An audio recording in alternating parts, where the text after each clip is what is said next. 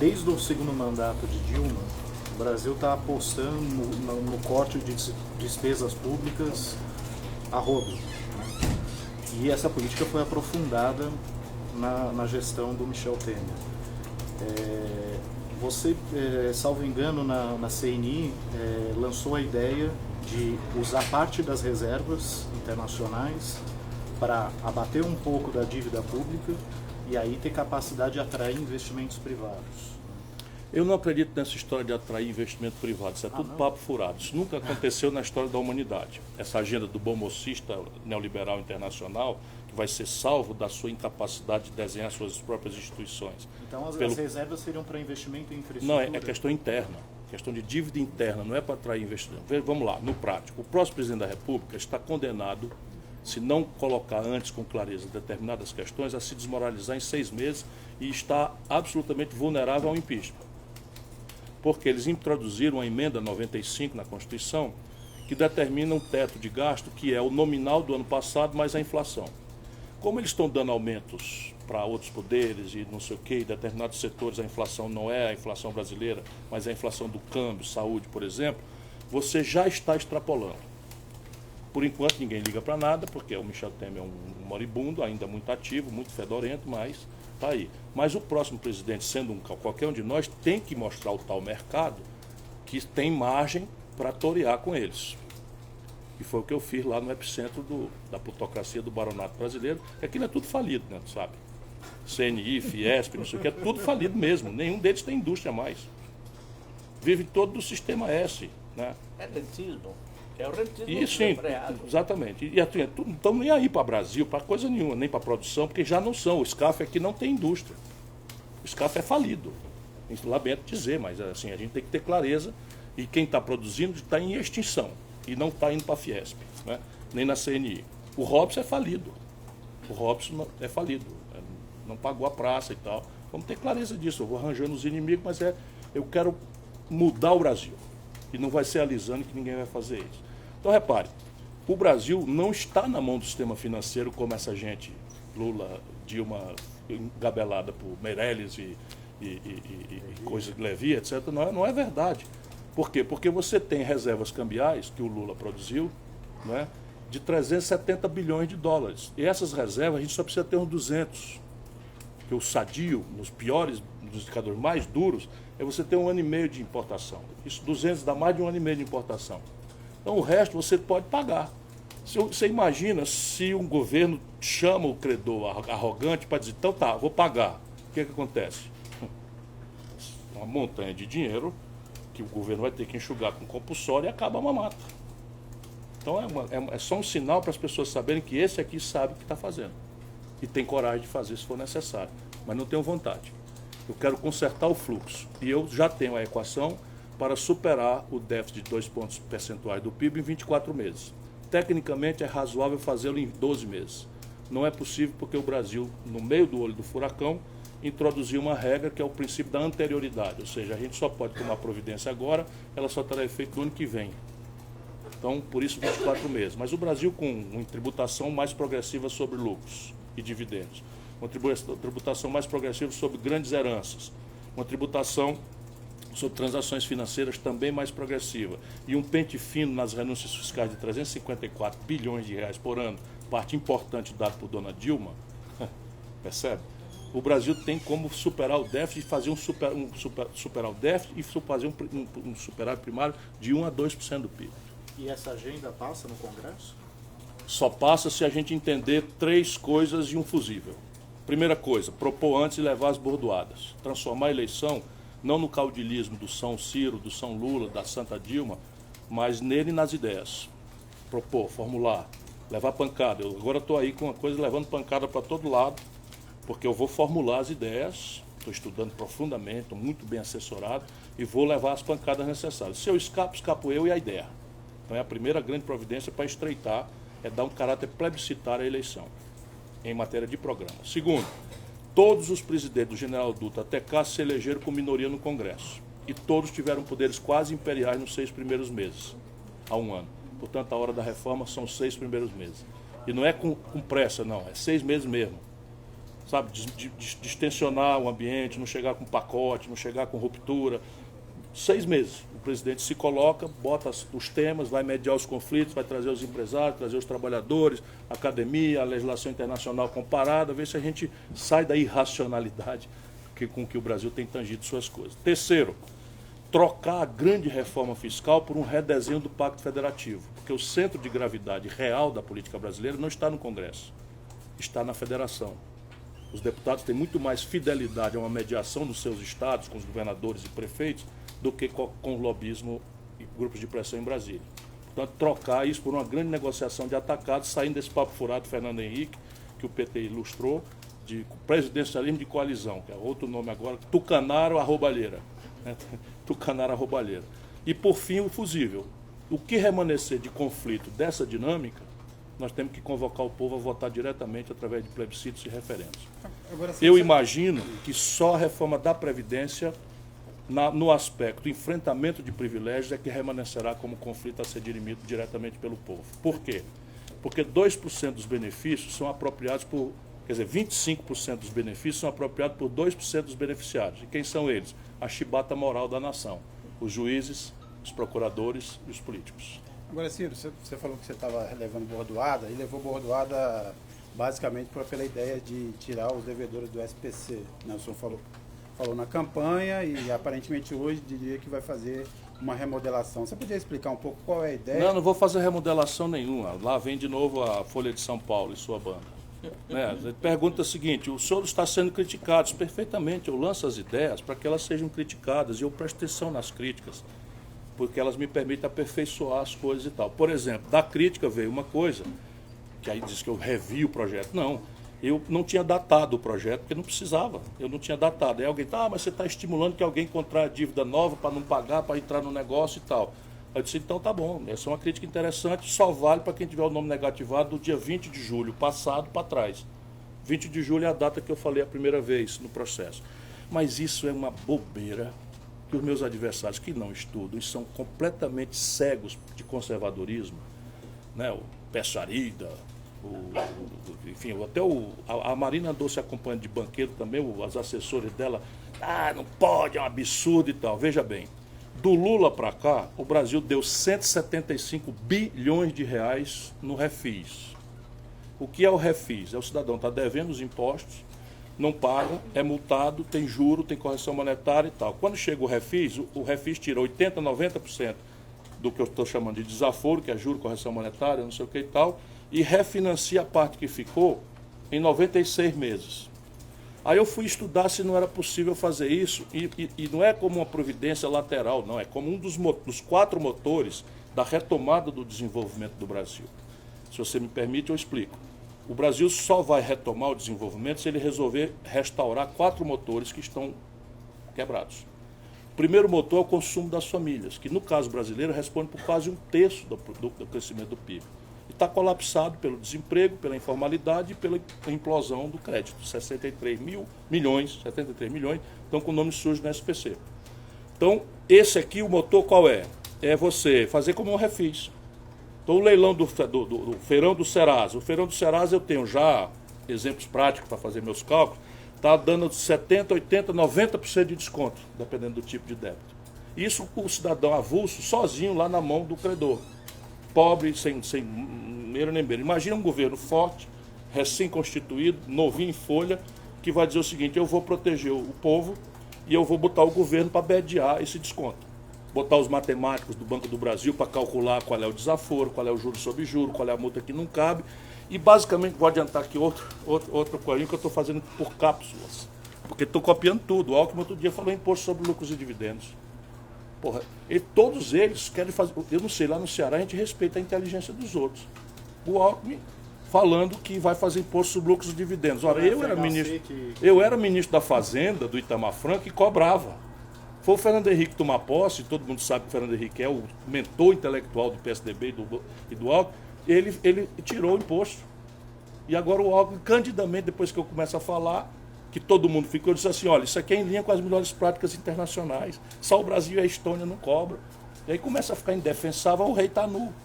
Aí começa todo mundo a repetir. Ótimo, né? As boas ideias são para ser, mas sim, está ficando caricato. Então, que é que eu faço? Eu faço um leilão reverso e anuncio que quem der o maior desconto nos encargos vai ter a preferência no resgate.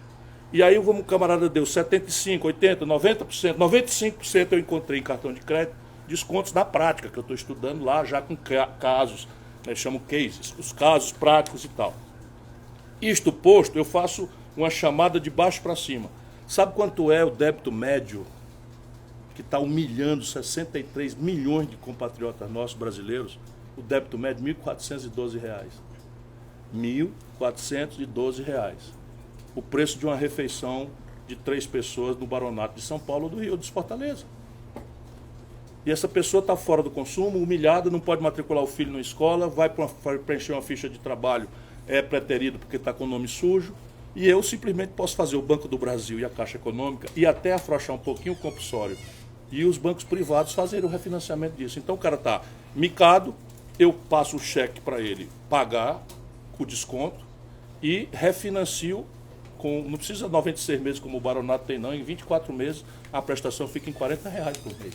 Agora, Silvio, você também Aí tem... enlouqueceram, isso é mentira, isso não dá para fazer e tal. Eu digo, meu irmão, os refis foi feito, ninguém disse nada. É um refis do SPC. Né? Só que sem dinheiro público. Agora, você estava falando da Previdência e a sua proposta, que é a ideia da capitalização, no fundo ela já foi aplicada em alguns países, o caso mais reconhecido, mais comentado é o do Chile. O Chile fez isso ainda ali nos anos Pinochet, e o resultado hoje é muitos com aposentadoria abaixo do salário mínimo e um sistema que não se sustenta. Como é que um sistema de capitalização funcionaria no Brasil? O único sistema de capitalização que não funciona no mundo é o do Chile. Por quê? Porque era uma ditadura sanguinária que simplesmente tirou as contribuições compulsórias e a parte do governo e patronal. Compreende? Então, as contribuições, que no Brasil são uma sexta, no Chile eles eliminaram todas, eliminaram a contribuição patronal e deixaram só o trabalhador sem nenhum acesso à gestão dos fundos e permitindo que isso fosse feito investimento no estrangeiro. Micou.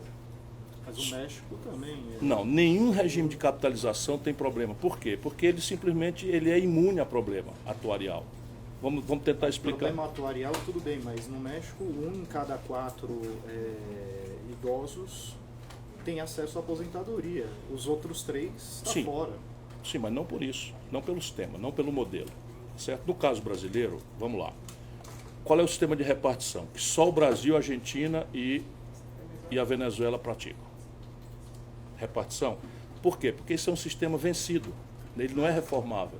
Por que ele é vencido? Porque ele só funciona em demografia jovem e com alta formalidade no mercado de trabalho. O Brasil perdeu as duas condições. Então, quando nós tínhamos esse sistema fundado, eram 6 trabalhadores ocupados para financiar um aposentado. Então, a geração atual trabalha e financia o aposentado da geração passada. O sistema de capitalização é o inverso. É a atual geração poupa para si mesma. Percebe? Por isso que ela é imune a problema atuarial. Ela é imune, porque ela poupa para si mesma. No caso brasileiro, nós temos que fazê-lo obrigatório. As contribuições para evitar Chile e México, você tem que fazer obrigatório, como é a Previdência de Repartição.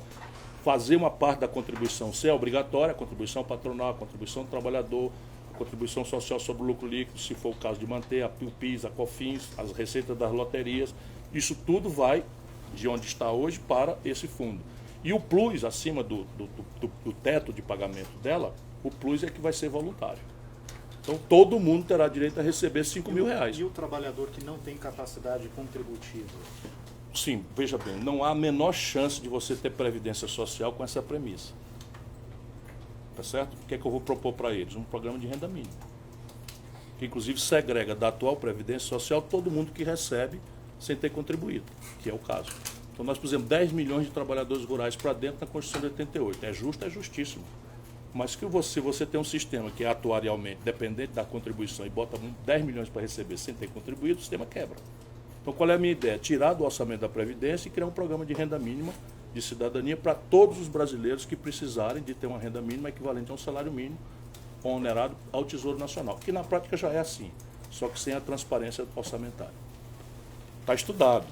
Está estudado, o assunto está estudado. A grande questão aqui não é o sistema. O sistema é brilhante. O grande problema é a transição.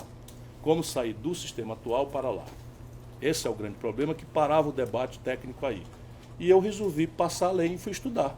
E na pior hipótese, é praticável.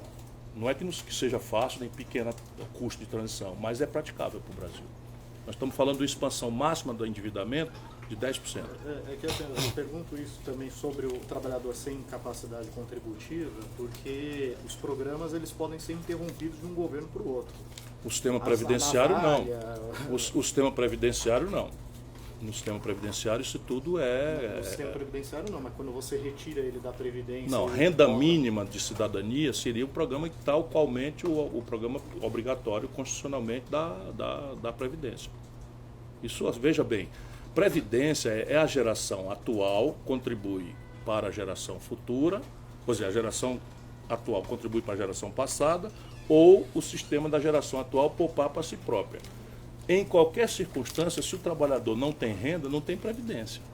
Agora, Aí é o programa de renda mínima. Ciro, me lembro que quando você participou... Isso é assim na Noruega. Quando você participou gentilmente daquele nosso lançamento do projeto novo, lá você disse que ainda acreditava numa possibilidade de uma aliança capital e trabalho, certo? Aí o que a gente está assistindo, na verdade, nós assistimos o capital todo apoiando o impeachment, nós vemos a cada dia mais manifestações do dinheiro, do pessoal da grana, do empresariado apoiando o Bolsonaro.